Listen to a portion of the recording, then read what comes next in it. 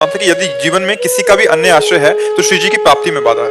महाराज जी, ये शरीर एक रोग के ग्रसित है जिसकी वजह से आर्थिक दृष्टि से पूर्णतः इस शरीर की पत्नी पर आश्रित है, तो क्या ये मेरे तो जीवन में उसको पत्नी का विचार आश्रय करना है? चाहिए कि श्री प्रियाजू ने इसको निमित्त बनाया है, प्रियाजू ने निमित्त बनाया है।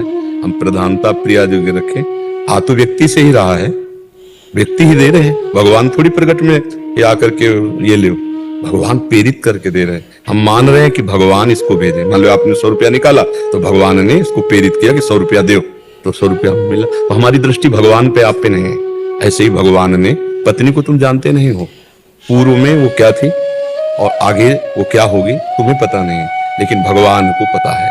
और उन्होंने आपका जीवन साथी आपके मंगल के लिए वो व्यवस्था करा दी। तो आपको भगवान पर दृष्टि रखनी है और उस जो निमित्त बना है हम उसके प्रति नम्र रहते हैं।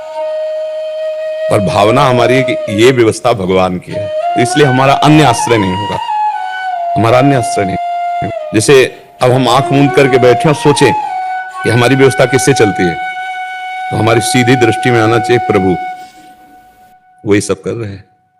चाहे वो पत्नी रूप ले लें, चाहे वो मित्र रूप ले लें, भगत रूप ले लें, कोई रूप ले लें, वही कर रहे हैं, दूसरा कोई नहीं कर रहा। बस ये भावना संभालनी है।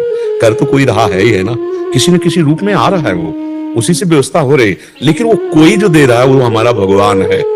सिर्फ आप जैसे हमें लग रहा है भगवान ने प्रेरित करके भेजा, इसलिए ऐसा। भगवान का भाव हमारा आंतरिक रहना चाहिए। जैसे हमें किसी ने संभाला तो हम उसे साक्षात भगवान देखते हैं, यार हम तो गिर रहे थे लेकिन ये जो दौड़ के आके पकड़ा ये मेरे भगवान है। हमारी दृष्टि व्यक्ति पर नहीं जाती, वो भगवान पर जाती है कि अरे भगवान है, तो भगवान के सिवा वो कोई है नहीं, ये शास्त्रों में लिखा हुआ है। तो फिर हम यही बात माने कि पत्नी में भगवान ही बैठ कर तो हमारी सेवा कर रही है, बस ये भाव रखना।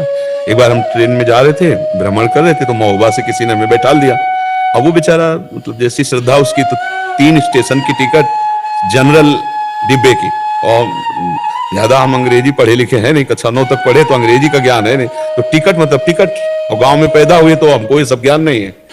और बैठा दिया हमको अच्छे वाले उसमें डिब्बे में, क्या कहते हैं, हाँ।